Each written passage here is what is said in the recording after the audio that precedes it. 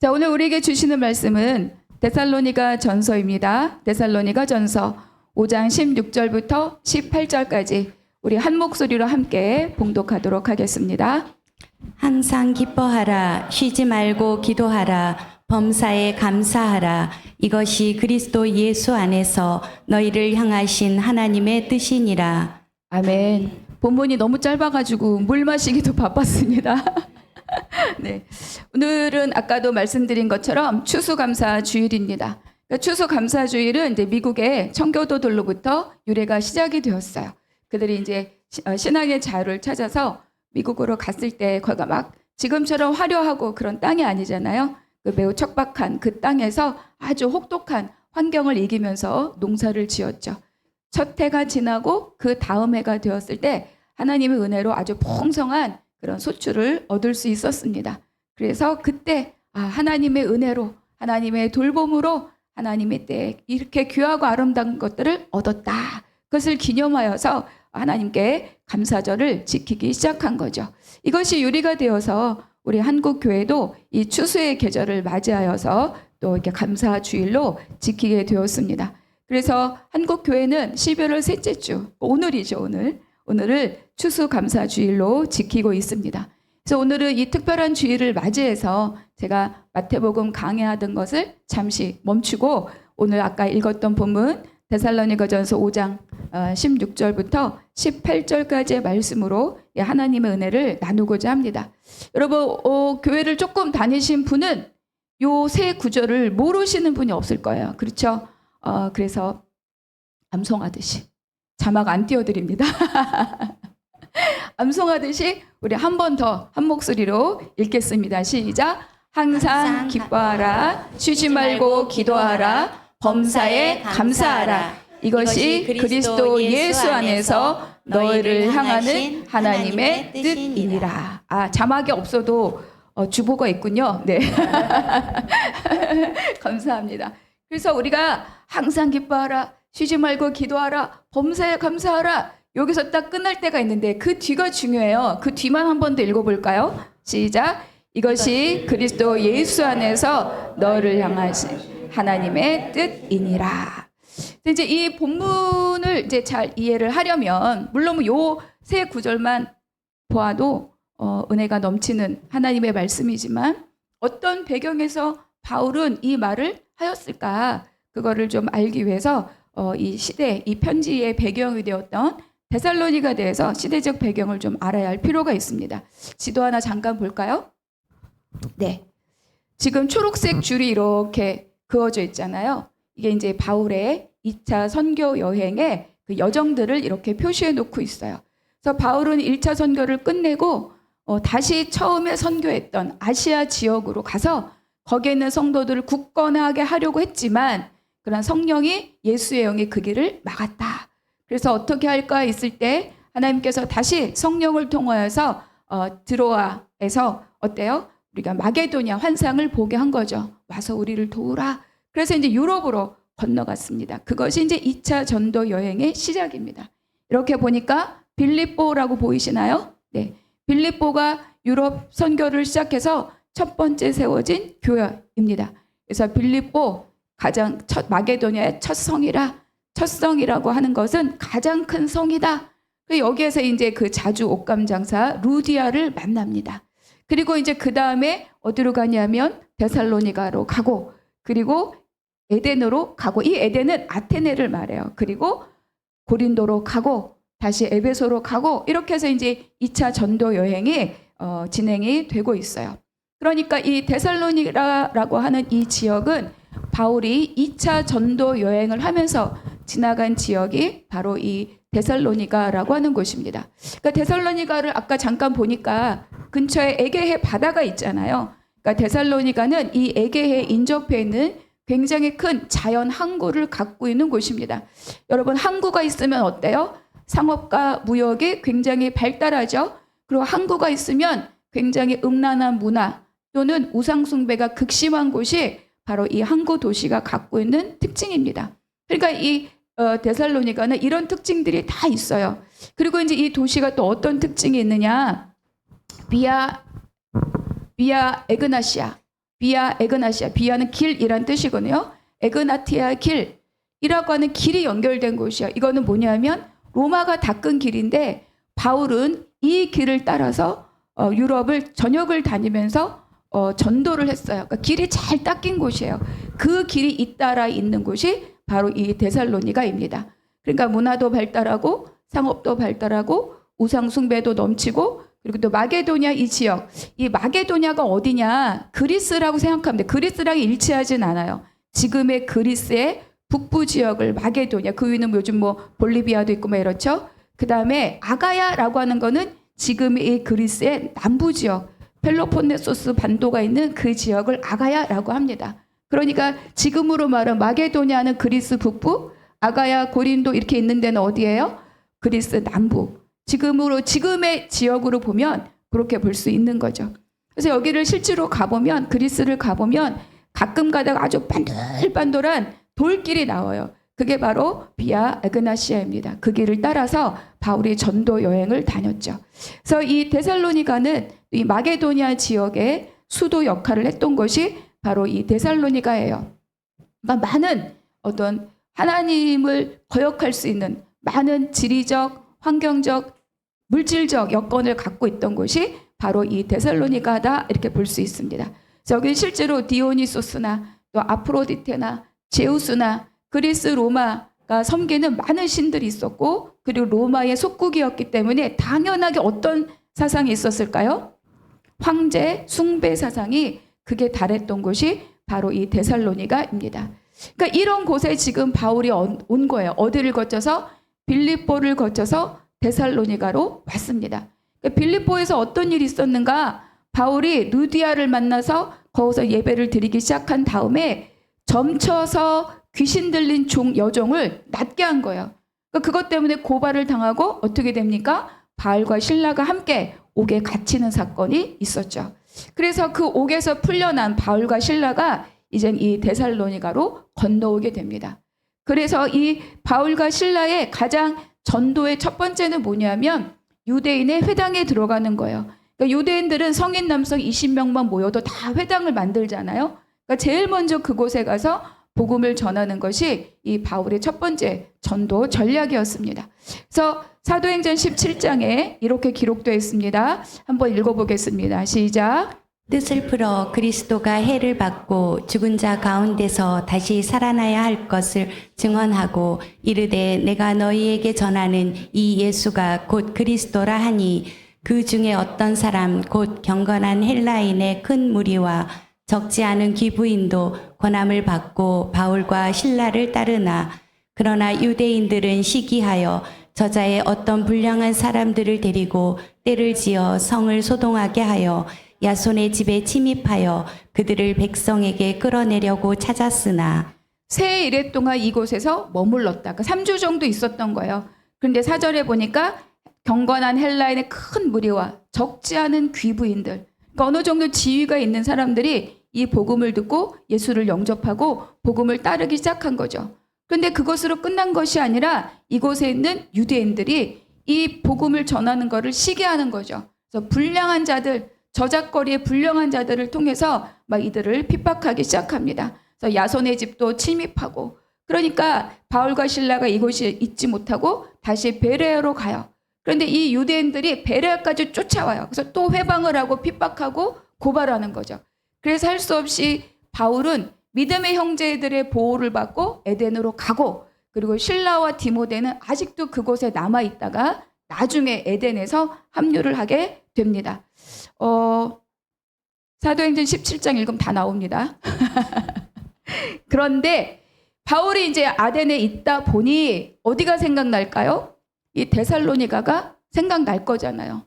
3주밖에 못 있었고 그리고 막 유대인들과 또 불량한 사람들이 막 공격을 한 걸 본인이 받고 그러니까 우리 성도들과 우리 교회는 어떻게 하고 있었을까 이런 염려가 드는 거죠. 그래서 다시 이곳에 찾아온 실라와 디모데를 다시 마게도냐 지역으로 파송합니다. 그래서 아마 실라는 빌립보 교회를 가지 않았을까? 그리고 이 데살로니가는 이제 디모데가 가요. 가서 이제 이 데살로니가 교회 상황들을 보고 그리고 바울에게 와서 이 상황을 전달합니다. 그러니까 이제 이 바울은 디모데로부터 들려온 이 소식을 듣죠. 긍정의 소식이 있고 또 염려의 소식이 있었습니다. 이 소식을 듣고 쓴 편지가 바로 이 데살로니가 전후서입니다. 그래서 첫 번째는 뭐냐? 데살로니가 성도들의 환난과 박해에 대한 소식을 이가 지금 들었습니다. 그러니까 이 바울이 복음을 전할 때부터 그곳에 있는 모든 유대인과 그리고 이방인들은 바울이 전한 이 복음에 대해서 굉장히 적대적이었어요. 불량한 유대인들이 바울을 쫓아다니고 복음 전파를 회방했기 때문에 바울이 떠난 그 이후에 이 성도들은 믿음을 받아들인 그 초기부터 극심한 박해와 고난을 겪을 수밖에 없었습니다. 아까 우리가 읽은 본문에서 경건한 헬라인의 큰 무리 그리고 귀부인들이 바울과 실라를 따랐다 이렇게 기록되어 있었죠. 그러니까 이들은 사회에서 어느 정도 신분이 있는 사람들이에요. 신분이 있고 지위가 있는 사람들이었죠. 그런데 신분과 지위가 있었으나 그러나 예수를 믿는다는 이유로 그들이 갖고 있는 모든 기득권들을 다 빼앗깁니다. 그러니까 굉장히 핍절한 상황으로 내몰리게 되는 거죠. 그리고 예수를 믿는 자들은 다 황제 숭배를 거절합니다. 그리고 유대인들이 주장하는 율법을 따르지 않죠. 그러니까 이들은 사회적으로 배척당하고 경제적으로 어려움을 겪는 그런 상황으로 이들이 다 내몰리게 되었어요. 고린도후서 8장에 어떤 기록이 있는가 1절과 2절 한번 같이 읽겠습니다. 시작. 형제들아, 하나님께서 마게도냐 교회들에게 주신 은혜를 우리가 너희에게 알리노니 환난의 많은 시련 가운데서 그들의 넘치는 기쁨과 극심한 가난이 그들의 풍성한 연보를 넘치도록 하게 하였느니라. 네. 마게도냐 교회들에게 주신 은혜. 그러니까 마게도냐에 있는 교회가 누구예요? 빌립보 교회가 여기에 해당되고 데살로니가 교회도 여기에 해당이 되는 거죠. 그런데 2절에 보니까 환난에 많은 시련들이 있었다. 그러니까 여기는 복음이 전파되어서 먼저 영접한 자들은 신분이 있는 자들이고 그리고 약간 지위도 있는 자들이었지만 사실 이들만 구성되진 않습니다. 복음이 가장 빠르게 들어간 거는 다 노동자들이에요. 그 노예들도 복음을 쉽게 접했습니다. 그러니까 그렇게 형성된 이 교회들 가운데 하나님이 은혜를 주셨다라고 했는데 2절에 보니까 어떤 것이 있습니까? 환난의 많은 시련 가운데서 그들의 넘치는 기쁨과 극심한 가난이 그들의 풍성한 연보를 넘치게 하였다. 여러분 잘 보세요. 여기 보니까 환난에 많은 시련이 있었대. 환난에 많은 시련이 있었는데 그들이 넘치는 기쁨이 있었다. 그들에게 극심한 가난이 있었는데 풍성한 연보가 있었다. 연보는 이제 헌물이란 뜻입니다. 그러니까 지위가 있고 재산이 있고 그랬지만 이들은 다 경제적으로 압박을 당해서 그들뿐만 아니라 그 모든 교회에게 극심한 가난이 있었다고 이야기합니다. 극심한 환난이 있었대요. 그런데 반대로 그들에게 넘치는 기쁨이 있었고 극심한 가난이 있었지만 풍성한 연보가 있었다. 너무 말이 안 되잖아요. 환난이 있으면 슬픔이 있어야 되고 극심한 가난이 있으면 연보를 하지 않아야죠.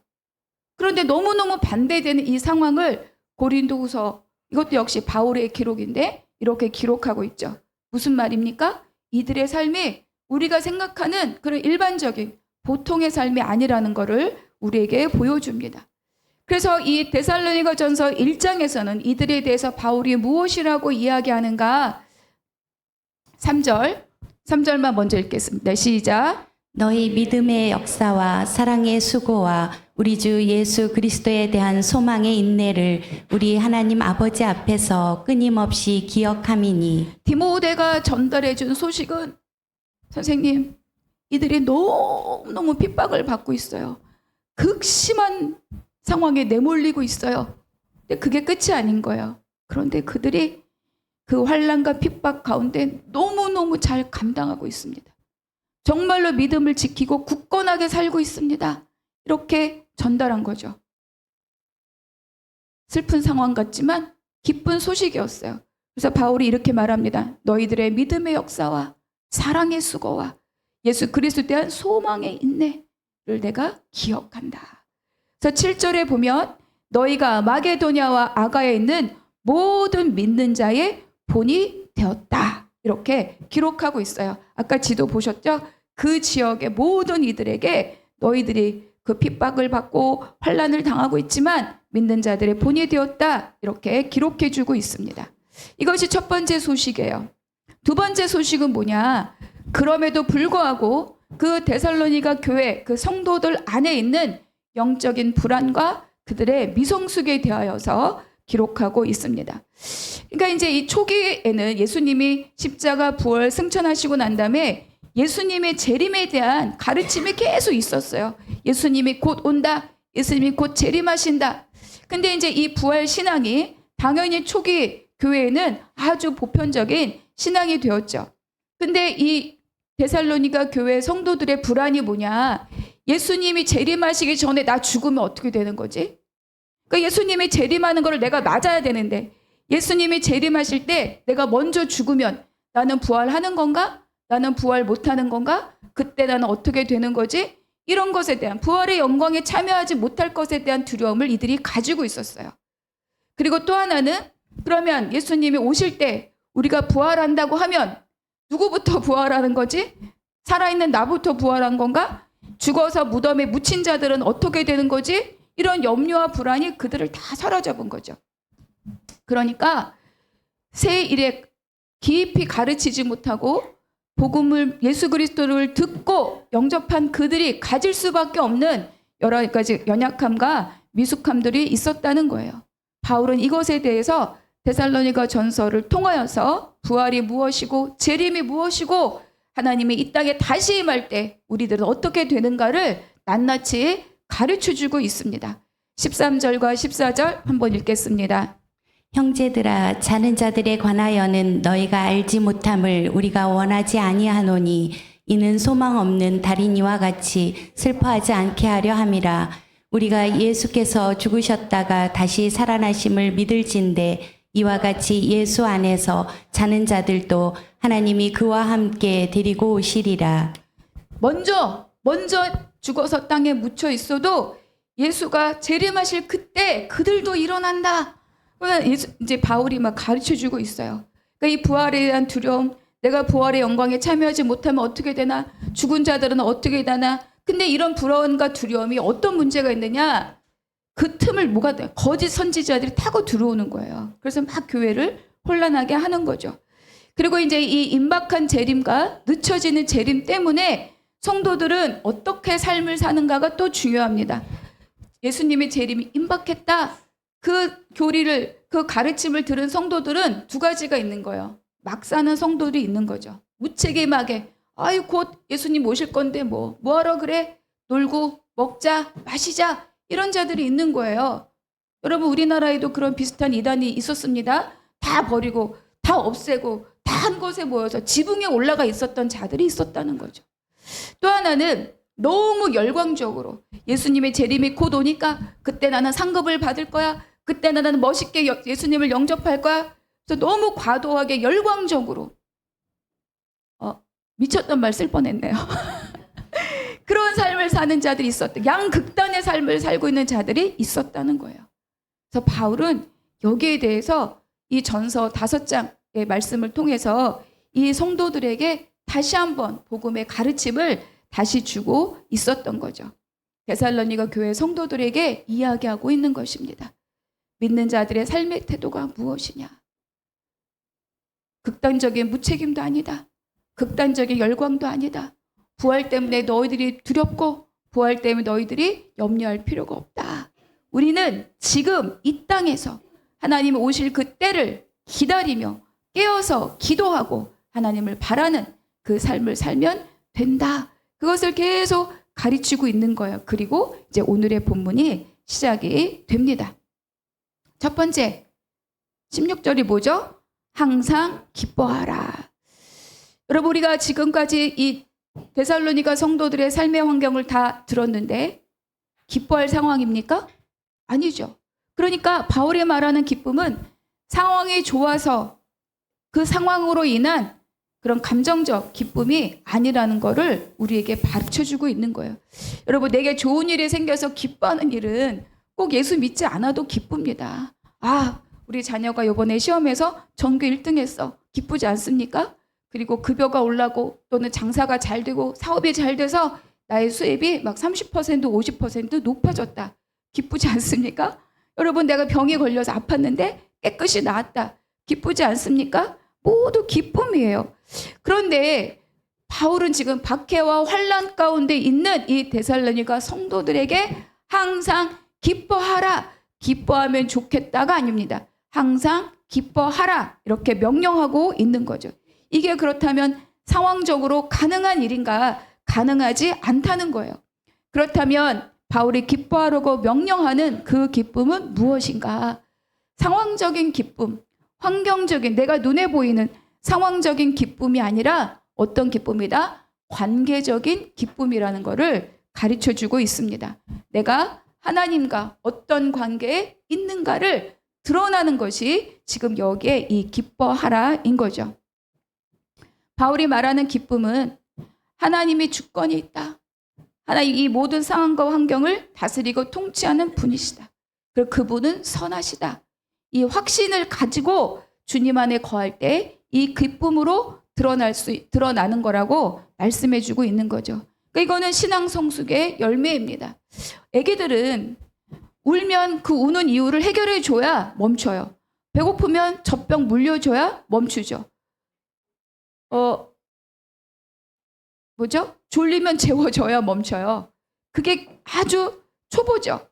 그러나 자녀들이 성장할수록 이때요, 울어도 주지 않을 때가 있는 거예요. 그러니까 그럼에도 불구하고 부모님이 날 사랑하고 나를 인정하고 나를 위해서 수고한다는 걸 알 때 어때요? 내가 울어도 주지 않는 것을 어때요? 인정하고 받아들이는 거죠. 그러니까 항상 기뻐하라는 신앙의 성숙으로 나타나는 열매라고 우리에게 말씀해 주고 있습니다. 하나님 우리를 사랑하시고 하나님의 구원 계획을 이루어 가신다. 이것이 이 기쁨의 근원입니다. 그래서 데살로니가전서 1장 6절에 무엇이라고 말씀하고 있는가 한번 읽겠습니다. 또 너희는 많은 환난 가운데서 성령의 기쁨으로 말씀을 받아 우리와 주를 본받은 자가 되었다. 그들이 환난이 있다는 거예요. 그런데 성령의 기쁨으로 환경에 감동하는 인간적인 기쁨, 감정적인 기쁨이 아니라 성령의 기쁨, 하나님이 주시는 기쁨, 그 안에 거하는 기쁨, 오직 영으로만 깨달을 수 있는 하나님과의 관계 안에서 누리는 그 기쁨, 그 기쁨으로 하나님의 말씀을 받았다. 그래서 어떻게 됩니까? 우리 주와 우리를 본받은 자가 되었다. 예수의 삶이 무엇인지, 예수가 어떤 길을 가셨는지, 예수가 이 땅에 오셔서 이유가 무엇인지를 깨달아 알면서 그것에 참여하고 있는 자로서의 기쁨을 이들이 알았다고 말씀하고 있어요. 사도행전 16장에 가면 바울이 좀치는 여종 살려줘, 귀신 쫓아주고 옥에 갇히잖아요. 그때 바울과 실라가 어떻게 했다고 기록되어 있죠? 하나님을 찬송하매. 옥에 갇힌 상황이 뭐 이렇게 기쁜 일이라고, 온 발에 착고가 매어 있는데 그게 뭐 좋은 일이라고 찬송을 불렀겠습니까? 그 안에서 하나님의 함께 계심을 누리고 있었다는 거예요. 하나님 안에 거하는 기쁨이 있었다는 거죠. 사도행전 5장에도 보면은요, 이 베드로와 제자들이 막 이렇게 매를 맞아요. 그리고 쫓겨날 때 그들이 뭐라고 하느냐? 우리를 예수와 같이 보아주니 기뻐했다라고 말합니다. 내 삶이 예수님을 따르는 삶을 내가 살고 있구나. 그것을 인하여 기뻐했다. 이렇게 기록하고 있어요. 그러니까 항상 기뻐하라는 환경과 상황이 좋아서가 아니라 내가 어디에 거하고 있는 자인가? 내가 주님을 따르고 있는 자다라는 것이 확인될 때 그 믿음의 성숙에서 오는 기쁨이다. 이렇게 우리에게 말씀해주고 있습니다. 여러분, 환경을 바라보지 않고 그 속에서 우리를 붙들고 계시는 하나님을 발견하며 항상 기뻐하는 저와 여러분 되시기를 축복합니다. 두 번째입니다. 두 번째 함께 읽겠습니다. 시작. 쉬지 말고 기도하라. 기도를 한다는 것은 하나님을 신뢰합니다 라고 하는 우리의 신앙에 대한 태도입니다. 여러분, 믿지 않고 신뢰하지 않는 존재에게 어떻게 네 이야기를 할 수 있을까요? 어떻게 우리의 간구를 올릴 수 있겠습니까? 그렇기 때문에 기도한다는 것은 우리가 하나님에 대한, 주님에 대한 신뢰의 표현인 거죠. 내가 이 사람 믿지 않아. 굉장히 사악하다고 생각해. 근데 막 그 사람에게 나는 이렇고 나는 저렇고 내 상황은 이렇고 얘기하지 않잖아요. 인사만 하고 끝날지언정. 그러니까 기도는 뭐냐? 기본적으로 하나님과의 관계 안에서 내가 하나님을 신뢰합니다라고 하는 우리의 신앙의 태도인 거죠. 근데 쉬지 말고 기도하라.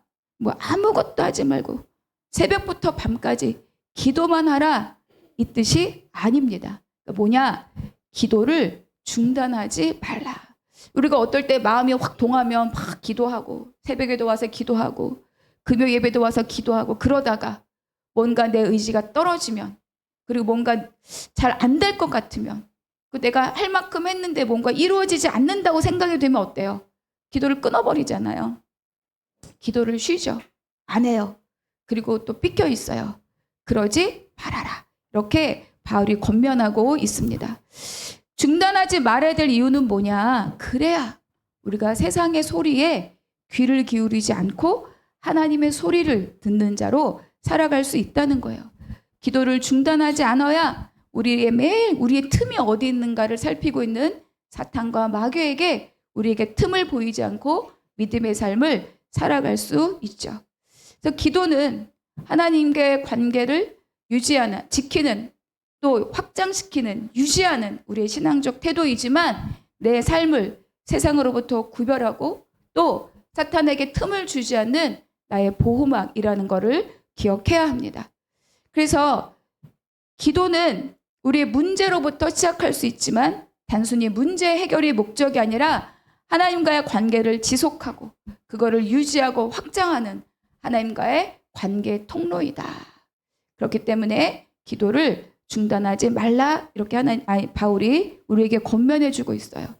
로마서 8장 26절의 말씀 같이 읽겠습니다. 이와 같이 성령도 우리의 연약함을 도우시나니 우리는 마땅히 기도할 바를 알지 못하나 오직 성령이 말할 수 없는 탄식으로 우리를 위하여 친히 간구하시느니라. 우리는 틈만 있으면 잠시만 생각을 놓으면 사람의 생각으로 쉽게 빠져갈 가능성이 많습니다. 그래서 이 기도를 지속하려면 어떻게 하라고요? 성령님을 의지하고 성령님을 따라가야 되죠. 성령도 우리의 연약함을 도우신다. 우리의 죄의 본성이 있습니다. 하나님의 말보다 세상의 말을 듣기를 더 좋아합니다.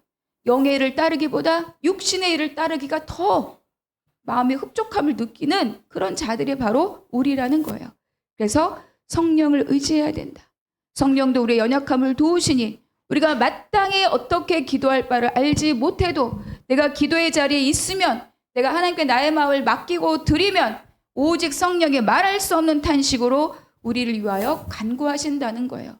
근데 그때 우리가 세상에 나가 있고 우리가 놀이터에 나가 있고 놀이터라 그러니까 좀 그런데 어쨌든 하나님과 반대되는 자리에 우리가 있다면 우리가 성령님을 의지하지 않을 뿐만 아니라 성령님의 인도하심을 따를 수가 없는 거죠. 그러니까 기도를 중단하지 않고 지속한다는 거는 내가 어디에 있어야 돼요? 예배의 자리, 기도의 자리, 하나님과 함께 거할 수 있는 그 자리, 그 시간, 그 공간을 내가 놓치지 않아야 된다고 우리에게 말씀해 주고 있습니다. 그래서 바울은 박해 속에서도 하나님을 신뢰하며 기도함으로 성령님의 도움을 받고 기도함으로 그 삶을 감당할 수 있고 감당하라 이렇게 데살로니가 성도들에게 권면하고 있습니다. 그러지 않으면 거짓 선지자들에게 휘둘리는 거예요. 그러지 않으면 염려와 근심에 우리가 무너지는 거죠. 내 힘으로 이길 수 있는 것이 아니다. 오직 성령에 매여서 하나님의 말씀 안에 있을 때 그때 우리가 이 삶의 환경을 돌파하고 나간다. 이렇게 권면하고 있습니다. 자, 세 번째 무엇이라고 이야기하는가 한번 읽어보겠습니다. 시작. 범사에 감사하라. 조건과 상황을 따지면 데살로니가 성도들의 믿음 생활은 감사할 일이 하나도 없습니다. 예수를 믿었기 때문에 모든 갖고 있던 권리들이 다 박탈당했죠. 예수를 믿음으로 인해서 환난과 핍박을 당하고 그리고 삶이 어려워졌습니다. 그럼에도 불구하고 범사에 감사하라. 새 번역에 보니까 너희들이 어떤 처지에 있든지 감사하라 이렇게 해석이 되어 있더라고요. 어떤 처지에 있든지 부에 처하든 가난에 처하든 핍박에 처하든 영광에 처하든 어떤 상황이 있든지 감사하라. 그러면 이렇게 모든 일에 감사할 수 있는 이유가 무엇인가? 그것을 하나님의 뜻이 있기 때문이다. 이렇게 이어서 말씀해 주고 있죠. 하나님의 뜻이 무엇이냐? 그리스도 예수 안에서입니다. 여러분, 우리가 예수님의 죽음을 잘 생각해 봅시다. 로마서 5장 8절 함께 읽겠습니다. 시작. 우리가 아직 죄인 되었을 때 그리스도께서 우리를 위하여 죽으심으로 하나님께서 우리에 대한 사랑을 확증하셨느니라. 여러분 잘 보세요. 그리스도 예수 안에서 하나님께서 우리를 향해서 하신 일이 뭐냐? 우리가 아직 죄인 되었을 때 하나님을 몰라라 하고 내 마음대로 살고 있을 그때 내가 무언가 잘 되어서 착한 사람이 되고 난 다음이 아니라 우리가 아직 죄인 되었을 때 하나님께서는 예수를 십자가에 달려 죽게 하심으로 아직 죄인 된 자리에 있는 우리를 향하여 하나님의 사랑을 증거하시고 확증해서 보여주셨다. 그 무슨 뜻입니까? 이렇게 아들을 죽이기까지 우리를 사랑하시는 하나님의 뜻 가운데 쉽게 말하면 우리를 망하게 할 하나님의 섭리가 있겠느냐 이 뜻입니다. 어떤 환경에 있어도 그것이 목적하는 것은 우리를 망하게 하는 일이 아니라는 거예요. 그러니까 다시 말하면 무엇입니까? 내가 어떤 환경에 있든지 하나님의 뜻, 이거는 will, 의지라는 뜻입니다. 하나님의 뜻, 하나님의 의지는 우리를 살려서, 우리를 세워서, 우리를 키워서 하나님의 사람으로 하나님의 목적한 바까지 이끌고 가시는 그 뜻 안에 지금 이 환경과 상황이 놓여 있다. 그러니 우리는 어떻습니까? 모든 환경에 있을 때 어떻게 할 수 있다고요? 감사하라. 이렇게 말씀하고 있는 거죠. 그렇기 때문에 또 하나 위로가 되는 게 있어요. 광야를 지나온 자만이 진정한 감사를 할 수 있습니다. 절망을 지나온 자가 그 절망을 하나님이 어떻게 이끌어오시고 어떻게 우리를 끄집어내셨는지를 알기 때문에 광야를 지나온 자, 절망을 지나온 자가 정말로 하나님께 진정한 감사를 할 수 있는 거죠. 그랬구나. 아무것도 없었는데 먹이시고 입히시고 옷이 낡아지지 않고 신발이 헤어지지 않고 물도 없었는데 반석에서 물을 내시고 먹을 게 없었는데 하늘 양식을 주고 우리를 굶겨 죽이지 않고 헐벗어 죽이지 않고 말려 죽이지 않으시고 여기까지 끌어오셨구나를 어때요? 감사할 수 있는 사람이 되는 겁니다. 그래서 여러분 혹여 지금 내가 광야의 자리에 있다면 그 자리는 어떤 자리입니까? 감사할 자리라는 겁니다. 왜? 그리스도 예수 안에서 우리를 향하신 하나님의 뜻이다. 하나님의 의지는 무엇입니까? 성도들을 하나님의 목적에 합당하도록 이끌어 가신다. 그래서 저와 우리 모든 성도님들의 삶이 어디로 갑니까? 하나님 나라로, 하나님께 합당한 백성으로 주께서 준비하신 모든 복을 누리고 전달하는 자로 거기까지 이끌어 가시는 것이 하나님의 목적이다. 이렇게 우리에게 말씀해 주고 있어요. 여러분 감사할 만하지 않으십니까? 그러니까 우리가 환경에 마음을 빼앗기고 내 마음대로 되지 않은 이 일에 내가 눈을 두면 아무것도 기뻐할 게 없고 아무것도 기도할 이유도 없고 그리고 어때요? 감사할 수 없죠. 그런데 바울은 데살로니가 성도들의 삶을 보여주면서 항상 기뻐하라.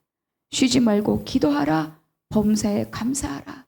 이것이 너를 향하신 하나님의 뜻이다. 결국 이 세 가지는 마치 세 가지 믿음의 열쇠와 같아요. 항상 기뻐하는 삶, 쉬지 말고 기도하는 삶, 그리고 범사에 감사하는 삶. 정리하면 기뻐한다는 것은 하나님의 주권을 인정하는 거죠. 하나님이 다스리신다. 그 사랑 안에 거하는 자가 갖는 관계적인 기쁨입니다. 채찍을 맞았을 때 어떻게 노래할 수 있습니까? 채찍을 맞고 몸에 온갖 상처를 입고 쫓겨날 때 그것이 왜 기쁘겠습니까?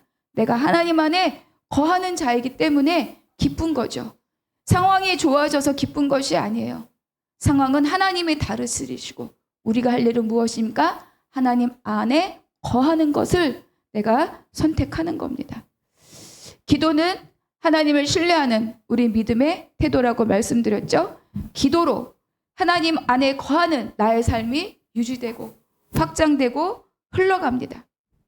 감사는 우리가 어떤 환경 가운데 있더라도 하나님 뜻 안에 있음을 믿고 그것을 고백하는 것이 무엇이다? 감사입니다. 기뻐하고 기도할 때 그것이 어디로 가요? 감사로 연결이 되는 거죠. 그렇기 때문에 감사는 우리 영혼의 호흡입니다.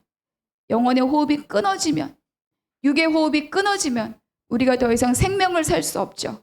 영혼의 호흡이 끊어지면 우리도 영의 성장을 이루어갈 수 없죠.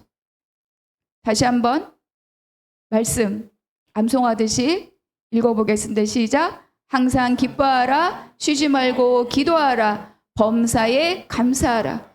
이것이 그리스도 예수 안에서 너를 향하신 하나님의 뜻이니라. 이 믿음의 열쇠를 들고 늘 감사의 삶으로 승리하는 저와 우리 성도님들이 되시기를 주님의 이름으로 축복합니다. 그래서 이 시간 잠시 시간을 가지려고 해요. 여러분 보면 조그만 땡큐 카드가 들어있죠? 네, 거기에 나의 감사를 한번 기록해 보십시오. 저는 이렇게 썼어요.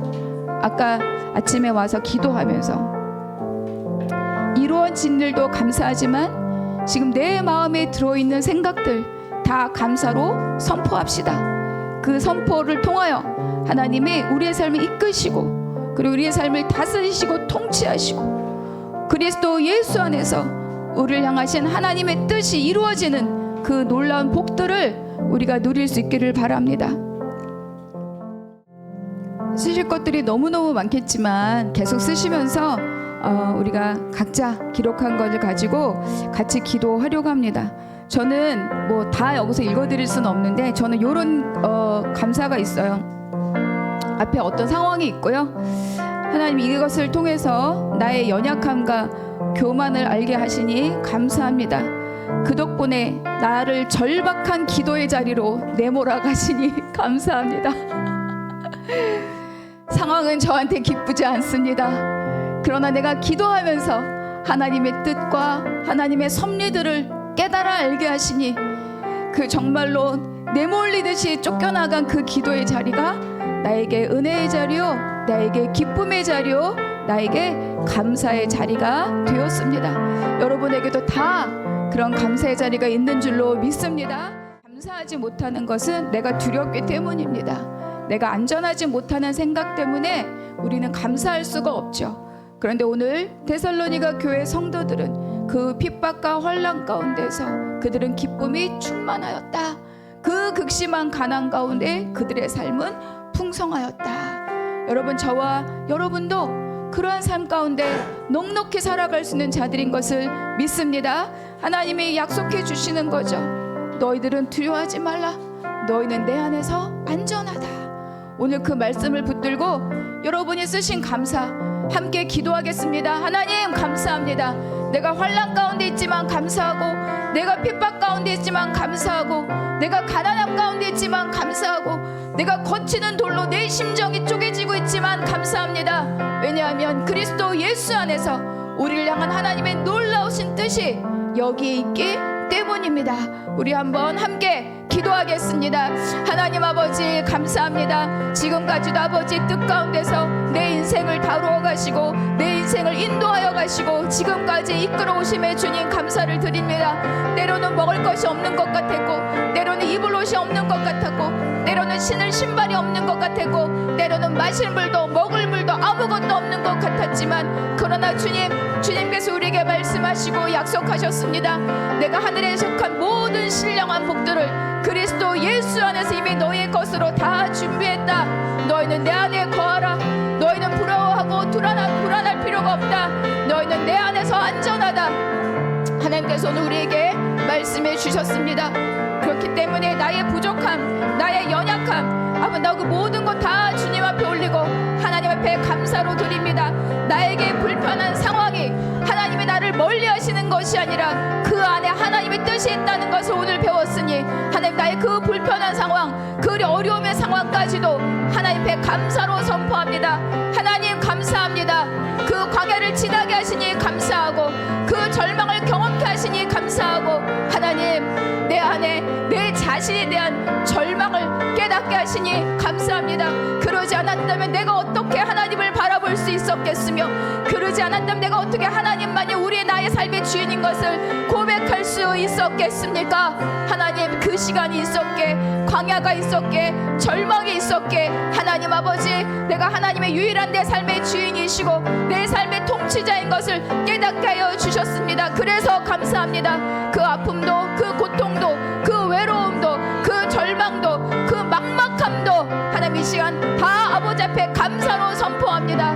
하나님의 때 아버지의 것으로 응답하실 뿐만 아니라 그 안에 놀라운 하나님의 복들을 우리가 함께 누리며 살아가는 나와 우리 모두가 될 줄로 믿습니다. 주님 아버지 함께하여 주시옵소서. 그 상황에 마음을 빼앗기지 않고 오직 주만 바라보겠습니다. 두려움이 아니라 하나님의 약속 안에 거하겠습니다. 그래서 날마다 매 순간마다 하나님 원망과 불평이 아니라 그것이 나에게 올라올 때라도 그것을 잡고 아버지 앞에 기도함으로 감사로 선포하고 하나님 넉넉하게 감당하며 나아가는 하나님의 백성이 되겠습니다. 아버지 그 큰 환난 속에서도 아버지 그들의 기쁨이 넘쳤다라고 기록한 것처럼 하나님 나의 광야의 시간에서도 하나님 앞에 거하는 그 안전함으로 하나님 앞에 기쁨으로 드리는 삶이 되게 하여 주시옵시고 나의 부족함 나의 연약함 없어서가 아니라 그것이 있기에 더욱 주를 의지하며 하나님의 준비하신 그 복과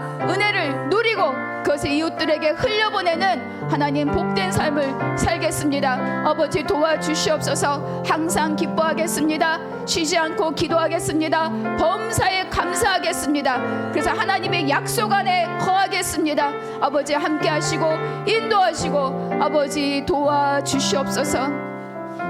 우리 한 가지 더 기도합니다. 하나님께서 우리에게 주신 이 모든 은혜의 약속이 나에게서 그치는 것이 아니라 우리 자녀들에게 우리 가정에게 그리고 우리 이웃들에게 나를 통하여 흘러가고 전수되고 계승되어서 넉넉한 하나님의 나라로 확장되게 하여 주시옵소서. 우리 자녀들의 마음에도 하나님 은혜를 부어 주시옵시고 날마다 그 삶 속에서 하나님을 바라보는 소망과 아버지와 주님 앞에 감사의 고백이 넘치게 하여 주시옵소서. 한 번 더 기도하겠습니다. 하나님 아버지 감사합니다. 내가 누리는 이 은혜와 감사의 고백이 우리 자녀들에게도 흘러가게 하여 주시옵소서. 우리 사랑하는 자녀들의 마음에 아버지 은혜를 부어 주시옵소서. 그래서 아버지 세상의 평가를 바라보는 것이 아니라 세상의 잣대를 바라보는 것이 아니라 오직 하나님을 바라보며 날마다 그 삶 속에 하나님의 은혜를 누리고 날마다 모든 환경 가운데 하나님 앞에 감사를 고백하는 복된 우리 믿음의 자녀들이 되게 하여 주시옵소서. 하나님 감사합니다. 아버지 이 복이 나를 통하여 우리 자녀들을 통하여 우리 가정에 우리 가문에 그리고 열방에 흘러가서 주님 예수 그리스도가 이 땅에 오셔 우리의 모든 신분을 회복하고 창조 목적을 회복하고 그 삶을 이끌어 가시는 그것을 우리가 이 땅에서도 이루고 하나님을 복되게 하며 주님의 복을 누리는 하나님의 사람들이 되게 하여 주시옵시고 우리 자녀들 또한 그 복을 누리며 살아갈 수 있도록 아버지 도우시고 역사하여 주시옵소서. 함께하여 주시옵소서. 하나님 감사합니다. 큰 환난 가운데도 넘치는 기쁨을 누리는 자, 극심한 가난 가운데도 풍성한 공급을 누리는 자, 그 삶이 바로 우리들의 삶임을 알게 하여 주시니 감사합니다. 상황에 마음을 빼앗기지 않고 그 모든 것을 다스리고 통치하시는 하나님께 눈을 돌리며 날마다 감사로 주의 복을 누리고 흘려보내는 하나님의 복된 자들 되게 하여 주시옵소서. 모든 것 감사하며 우리 주 예수 그리스도의 이름으로 기도하옵나이다. 아멘.